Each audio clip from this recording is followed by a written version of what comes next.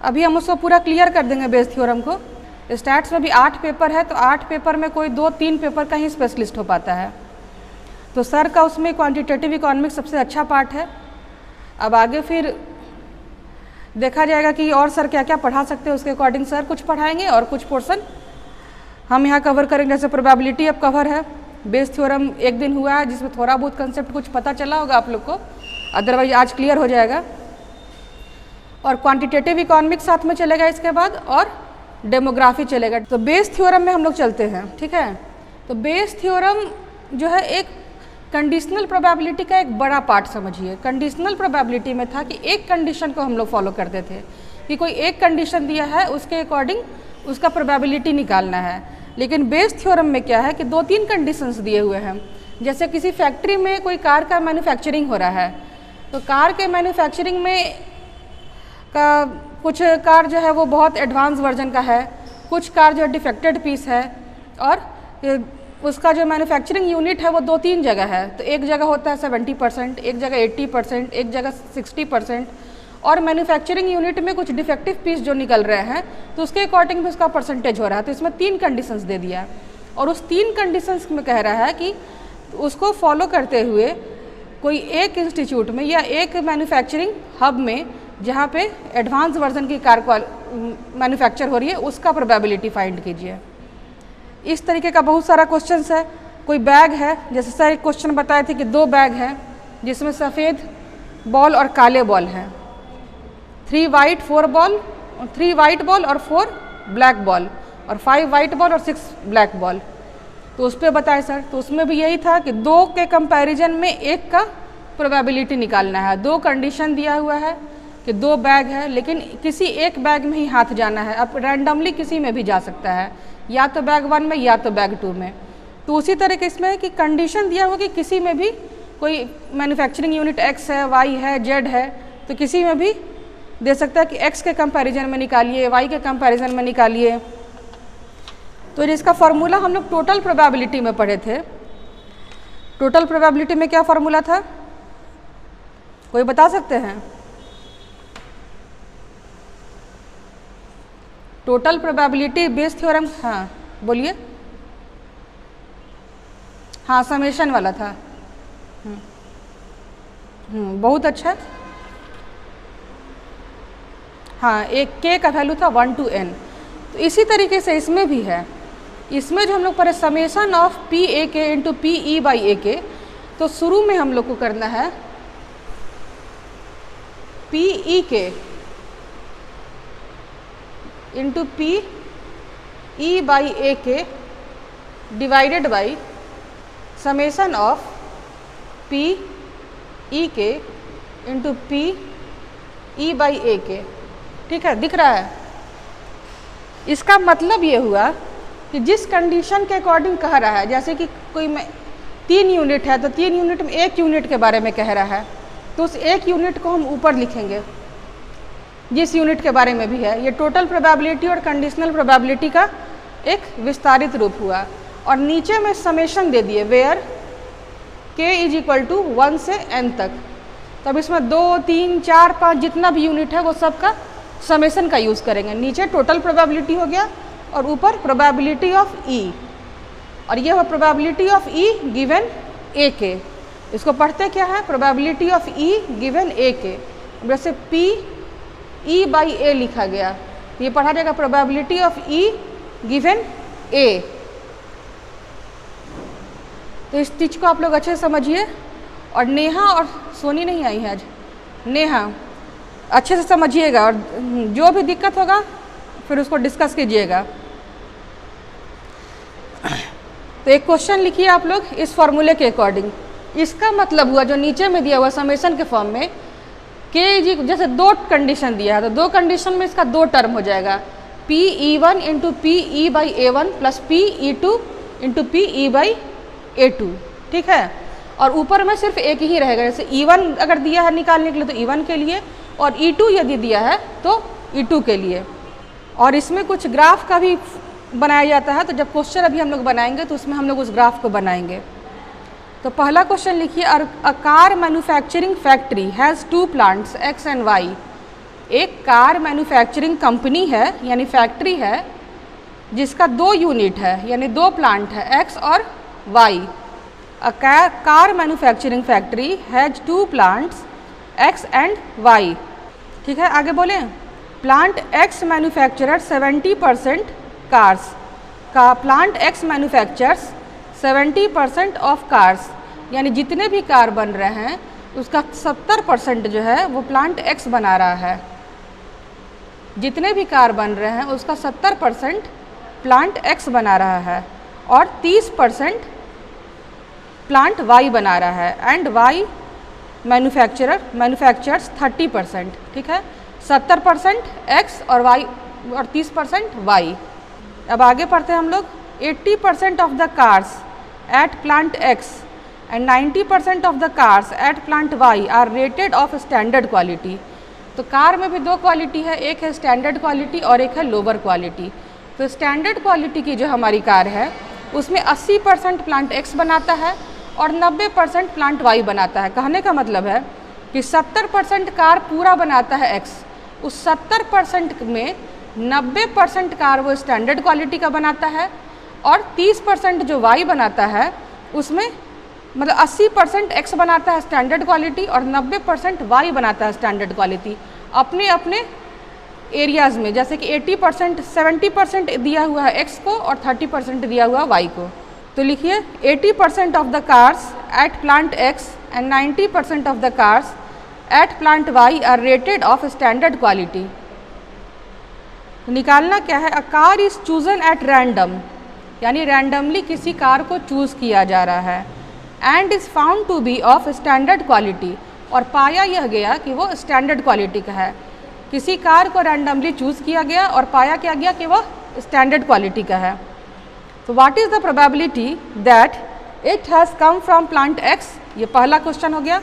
पहला प्रश्न क्या हुआ? What is the probability that it has come from plant X, यानी कि प्लांट X से कार के आने की प्रायिकता क्या है।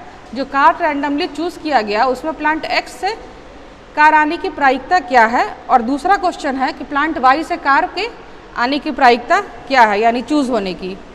तो क्वेश्चन को बोर्ड पर लिखे या हो गया क्वेश्चन? रिप्लाई दीजिए, लिख दें।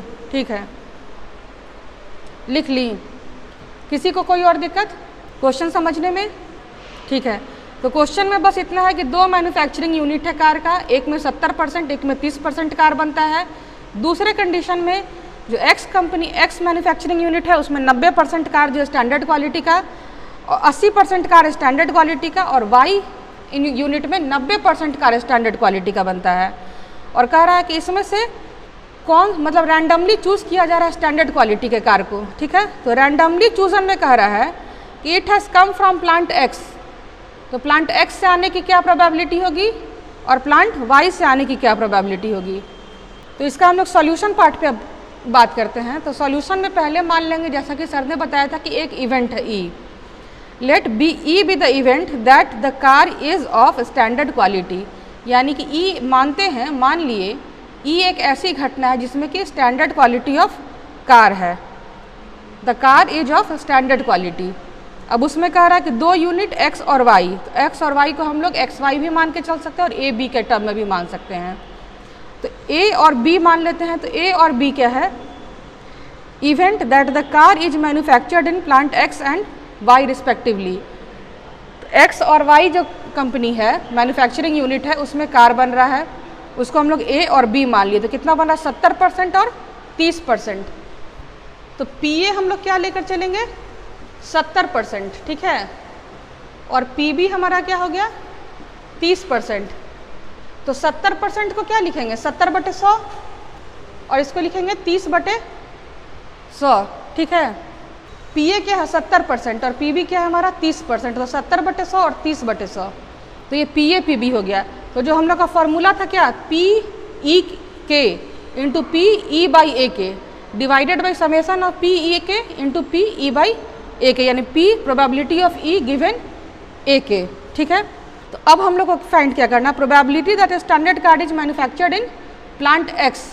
प्लांट X में जो स्टैंडर्ड कार मैन्युफैक्चर हो रहा है, तो प्लांट X में कितना % कार मैन्युफैक्चर हो रहा है स्टैंडर्ड? 80%।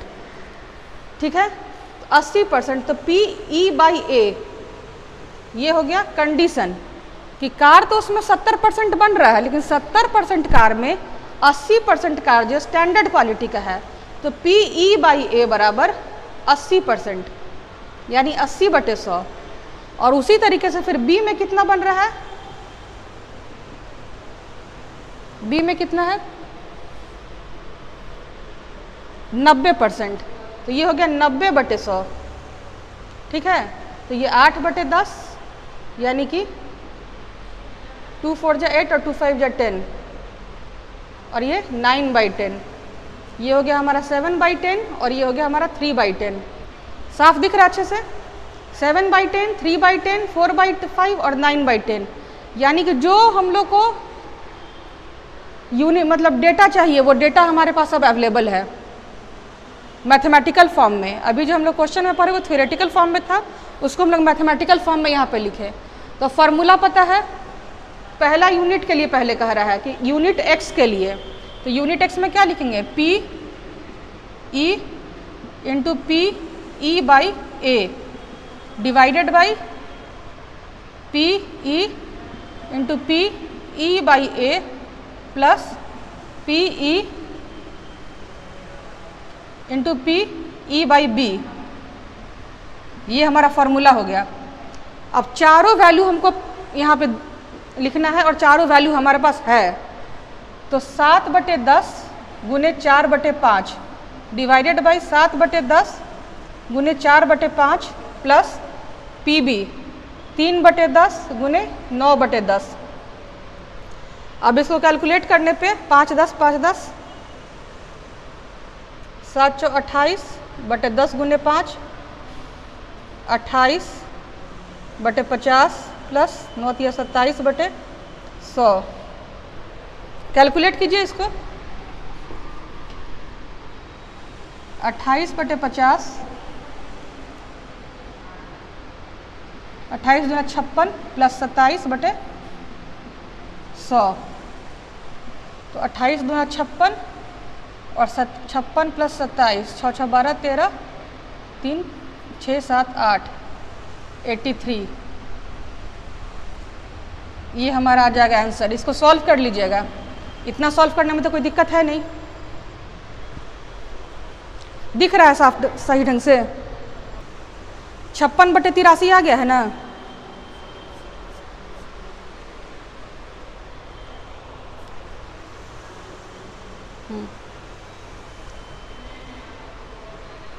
ये हमारा आंसर हो गया।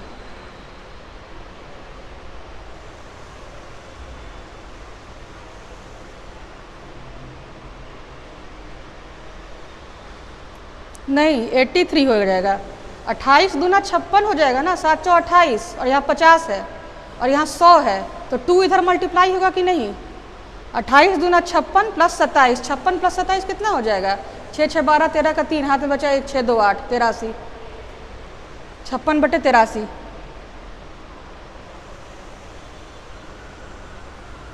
यहाँ पे ये ये फार्मूला लिखा हुआ, फार्मूला तो लिख लीजिए, और फार्मूला के बाद 4 वैल्यू दिया गया है, उस 4 वैल्यू को पुट कीजिए, इसमें बताना कुछ नहीं है, 4 वैल्यू को पुट कीजिए जहाँ जहाँ पुट करना है और सॉल्यूशन निकालिए, फिर हमको बताइए, कोई दिक्कत होगा तो फिर से समझाएंगे। उन चारों वैल्यू को पुट कीजिए, बस ये 4 वैल्यू है।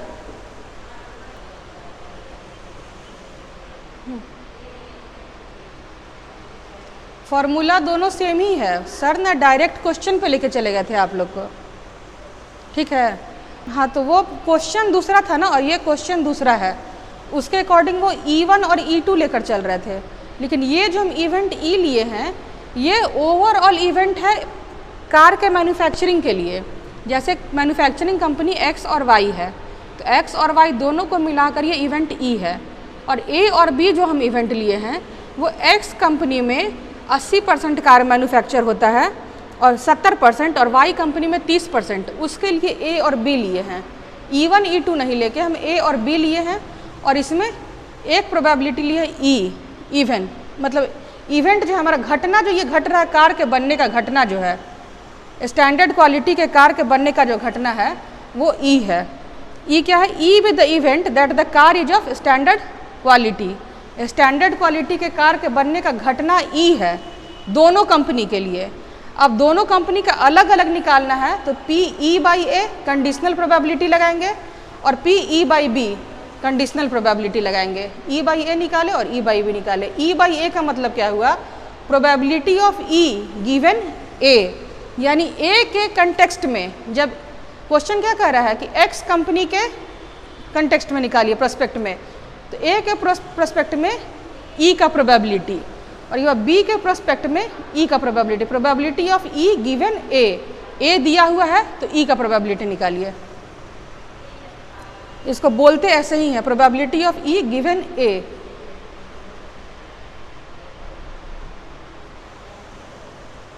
आंसर हो गया? बहुत टाइम लग रहा है, बहुत छोटा सा सॉल्यूशन है, बस put the value get the result करना है इसमें। हाँ, तो बी का भी लेकर चले हैं। तो क्वेश्चन में क्या कर रहा है? ए के लिए डिमांड कर रहा है। पहला जो क्वेश्चन कह रहा है वो कह रहा है it has come from plant x. X किसके लिए है? ए के लिए। ए के लिए माने हैं एक्स, एक्स के लिए ए माने हैं, तो ए के लिए हम लेकर चल रहे हैं। और नीचे में जो है वो जितना भी आपका इवेंट दिया हुआ है, अगर तीन भी कंपनी दिया रहा तो तीनों कंपनी का जोड़ देते नीचे, और जिसका मांग रहा है उसको ऊपर लिखेंगे।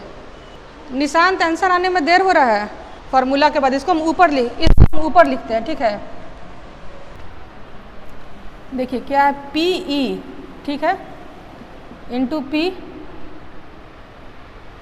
ई by A divided by P E into P E by A plus P E into P B by A, ठीक है। ये हमारा फॉर्मूला है। नीचे में जितना भी यूनिट रहेगा सबको जोड़ देंगे और ऊपर में जो मांग रहा है उसको बस लिखेंगे। पी ई हमारा कितना है? पी ए इंटू 1/10, 7/10 मिटा दिए हम, पी ए पी बी। यहाँ पे ई के जगह पे ना ए बी कर देंगे और ये ई बाई, तो 7/10 इंटू ई बाई ए कितना है? 4/5, 4/5। फिर पी ए 7/10 गुने 4/5 प्लस पी बी है हमारा 3/10 और ये 9/10। तो अब इसको सॉल्व नहीं कर लीजिएगा? 7 चौ 28, हाँ, बटे 50, 10 गुने 5 50 हो गया। और फिर 7 चौ 28 बटे 50 प्लस 9 तिया 27 बटे 100, ठीक है। इतना तक आए हम लोग। अब 28 बटे 50 और ये 28 दूना 56 प्लस 27 बटे 100, तो 28 बटे 50 गुने 100 बटे 83, 50 दूना 100, 28 दूना 56 बटे 83, आंसर आ गया।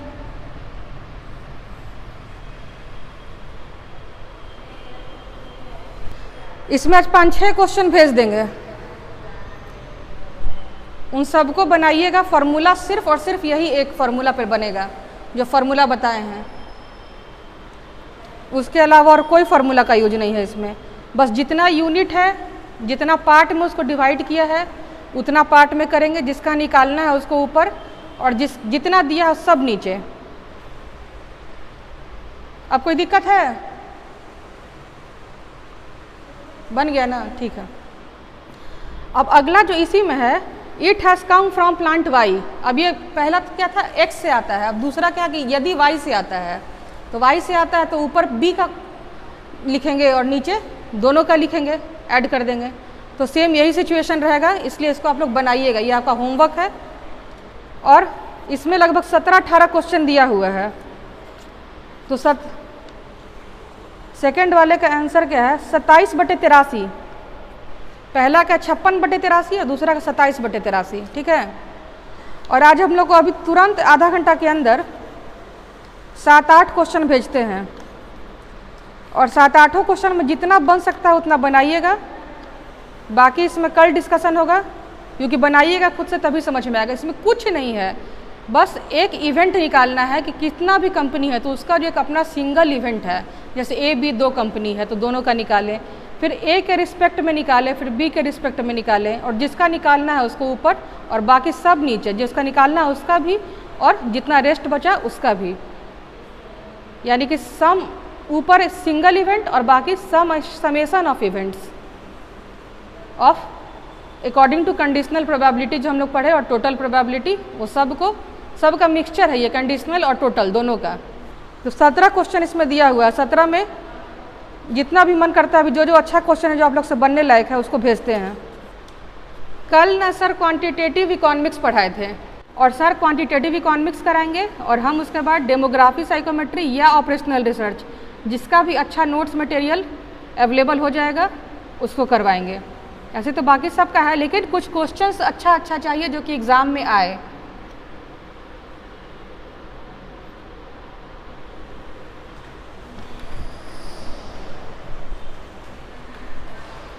इस क्वेश्चन के लिए फार्मूला के बेस थ्योरम का फार्मूला,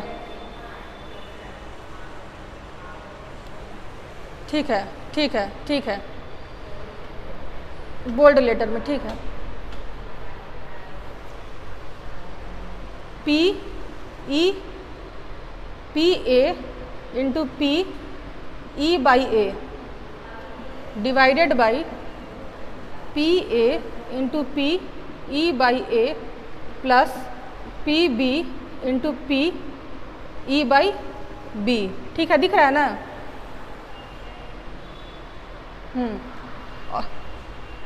हाँ, सेकंड वाले के लिए बी ऊपर रखेंगे और दोनों नीचे फिर से रखेंगे, बी ऊपर और फिर दोनों नीचे, नहीं पी, हाँ यहाँ पी ए होगा क्योंकि ए के टर्म्स में निकाला जा रहा है, ठीक है ना? तो कुछ क्वेश्चन भेजते हैं, उसको बनाइए, और सर आएंगे तो सर भी कुछ इसमें बता देंगे फिर क्वांटिटेटिव इकोनॉमिक्स में, ठीक है ना? ठीक है, तो थैंक यू।